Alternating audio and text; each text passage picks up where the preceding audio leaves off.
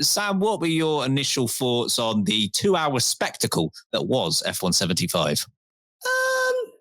There were some positives and there were some negatives. And let me say, this was a tough gig. Jack Whitehall hosted it, and I do think this was a really difficult job to get right.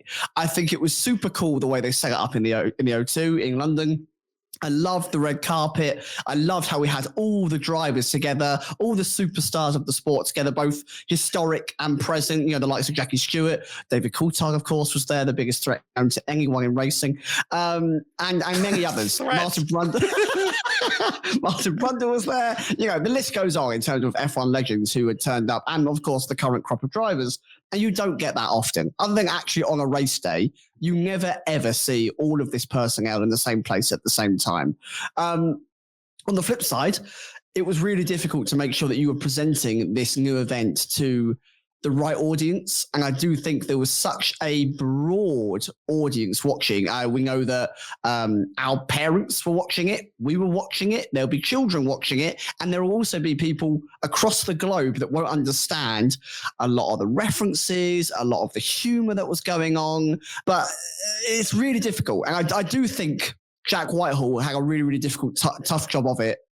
Some of it didn't land. I'm going to be very honest. Some of it did not land. And it was a bit cringy. But I also think he clearly done his research, and he clearly spent a lot of time learning about the storylines within Formula One and tried to come across as a proper fan. And some of it did deliver. Some of it was all right. We're going to break it down, of course, and I'm sure the boys will give their own opinions. But there were some highs and there were some lows. Harry, you jumped in our WhatsApp group immediately after the event with the line, "Golly gosh, that was wonderful." Yeah, that sounds like you. Oh yeah, that is what I wrote. You're a golly gosh sort of man, aren't you? I love the words golly and gosh. I look, the from a technical point of view, this as an event, and a shout out, there will be hundreds of people working on this from not F1, all the teams that have been involved with it, all the partners that have been involved with it, the O2. From a technical point of view, technically, this was all pretty much perfect. I can't remember many, if any, like technical glitches. Everything ran in terms of light shows, videos, music performances. All 10 cars came out on that thing. They must swapping the cars behind backstage. How are you doing that? That's ridiculous.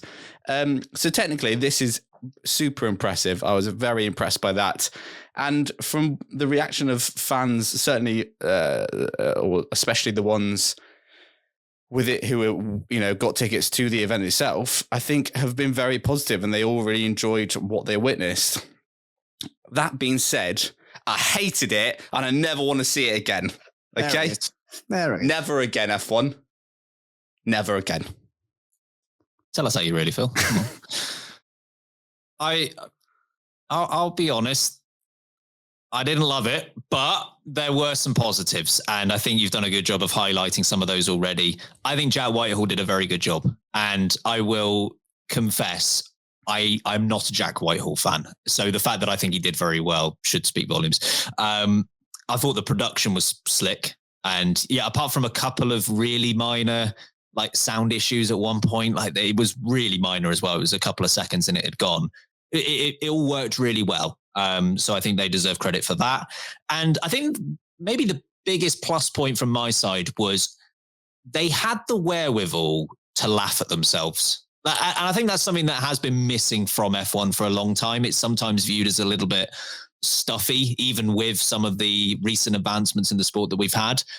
I think they did a good job of realizing that they could be the butt of the joke. And you're right, Sam, not all of them landed, but I think enough did.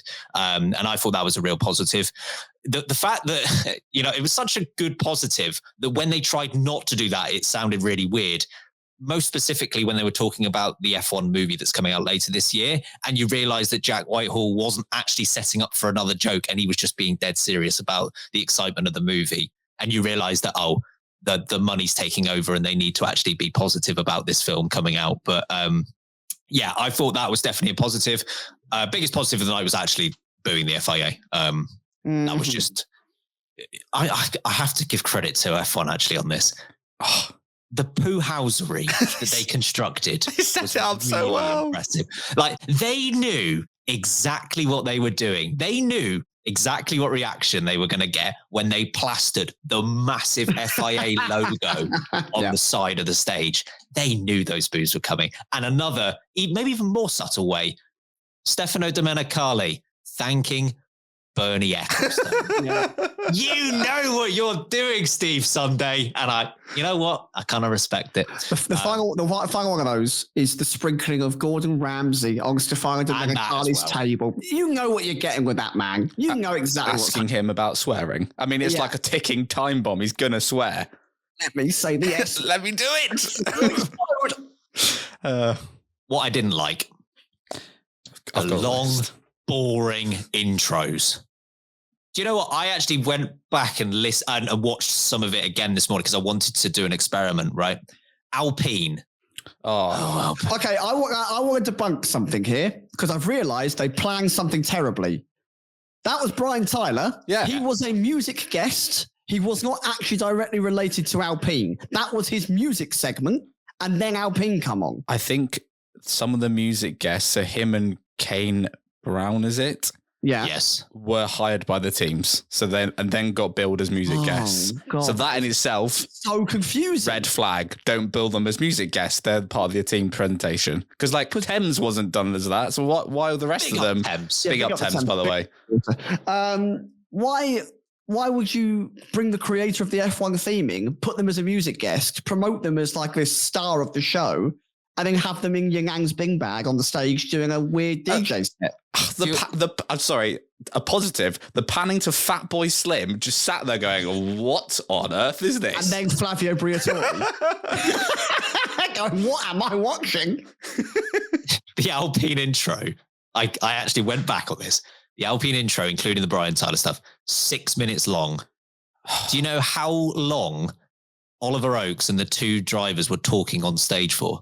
23 seconds. Oh, no, give them credit. 45. Oh. What, the team's got 7 minute slots. So they use 6 of this. This is Alpine. What is the matter with you? And it wasn't all of them, by the way, because I think Williams, for example, did a really good job. They just had a 90-second montage, and then they actually had some time speaking to James Vowles, Carlos Sainz, Alex Albon. But Alpine and Kickstake Sauber in particular. Criminal offence. Yeah. What was the drum sequence for, lads? What was the drums for? I did reach the overall conclusion, though, of I didn't, and I guess you were kind of saying this as well, Sam, with the broad audience that was going to be tuning in for this. I didn't really like it, and it doesn't matter one bit, because going into this event, I was going to watch 24 races this year, and coming out of it, I'm going to watch 24 races this year. I'm not the target audience. It hasn't impacted my enjoyment of the season to come. If it has helped hook a casual viewer who was maybe thinking about following the season and they're now going to tune into Australia in a month's time, that's a win for F1. So I appreciate my liking of the event is pretty irrelevant in all of this. Now, there are some positives, I think, to take away from this. We have now seen everything collectively. I think that, is nice that we had some organisation, because the amount of times that you listener at home will be, I'm going to work today. Oh, I believe that Haas are announcing their car today. Oh, I've looked on Instagram and it's been live for 35 minutes and I had no idea that was happening at that point. Right? The amount of times that's happened where all of a sudden they'll just drop some JPEGs of a Photoshop design on Twitter, and that's the car launch. Or Ferrari will have a 3-hour-long ballerina dance outside of a castle while they're dressed as pit crew, and you'll go, am I ever going to see the car, though? Will it ever actually emerge? We didn't get any of that. We had at most 6 minutes of faff. I think that's the polite way of putting it. And then we saw a car. With every single team, we saw the faff and we saw the car. I think there's elements to that. Again, I don't want to do that again, but there's elements from it you could take and make them do for all their launches, i.e., I don't care whether your actual car's not ready, because none of the actual 2025 cars were there last night. They were 2024 ones. But you paint a car and you have to roll that out at your launch. If you do a launch on your own next year, that's what you have to roll out.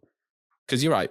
It's better than some being a render, some being a studio shot, and some you actually get to see on a live stream. I did like the uniformity of that. That's a fair point.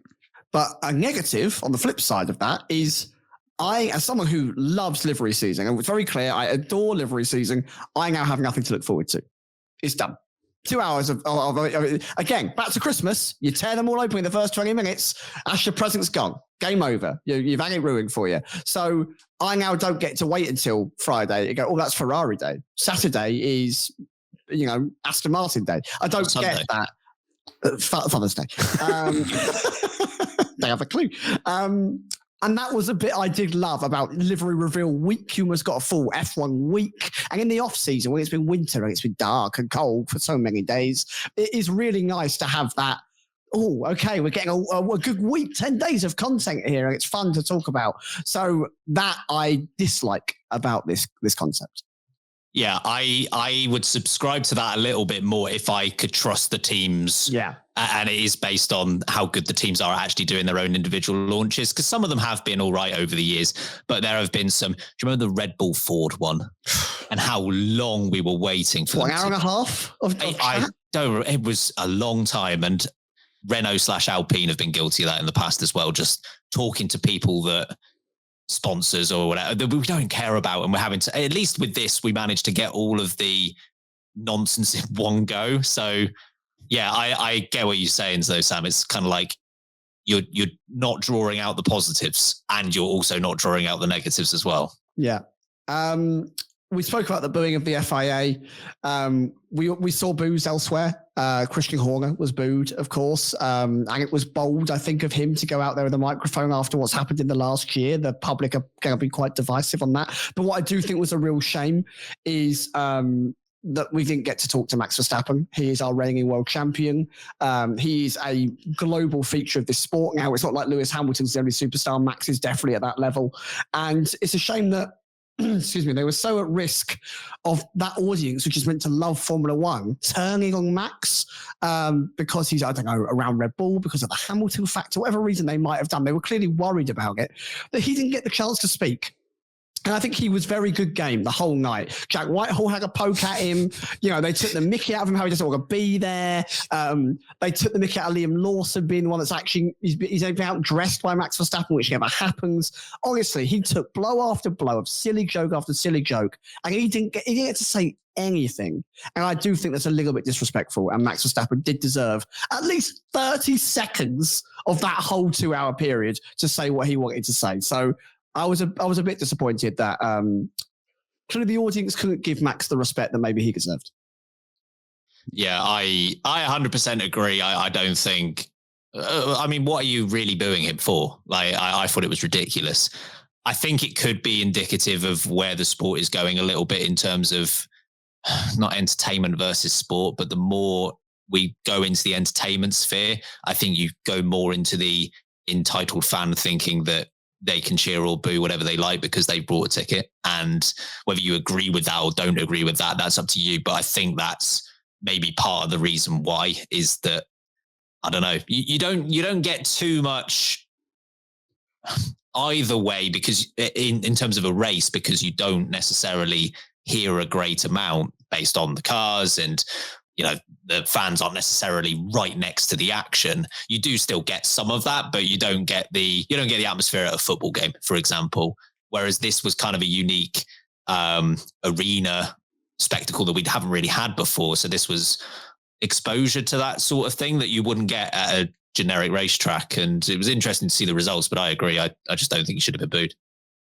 Shall we take our first break on this episode? And on the other side, get into some ratings. Let's bloody go. We've got whiteboards. Are we not doing more negative things about the O2 event? Because I've got many more things on my list. Why don't we do, hang on, before we go to the break, then, separate hour for Harry to mow. He's never been more prepared in his life. 60 seconds, Harry. You can reel them off if you could do it in 60 seconds. Okay. Go on. Racing Bull's entire presentation, hateful, hated it, awful. The paid actors about trying to get them to say the name. Why bother? Running out of time. Our brand sucks. Yep. Yeah. Good. Move on. Red Bull's entire presentation, also awful. The dancers, hated them as well. I mean, respect to you, but awful. The booing we've already mentioned. Brian Tyler we've already mentioned. And last on my list, Mark Owen. Mark Owen. No, not Mark Owen. He's had a haircut. He looks fine. Haas in their like pre-vid pretending that they've done anything for the past 10 years. I can get on board with. What was that? Oh, God. Anyway, well, that's it. I've run out of list. Forgot about the hasp one. That annoyed me. Thank you very much for that, Harry. I'm assuming you're going to go now, but myself and Sam will be back to rate some liveries after See you this. later.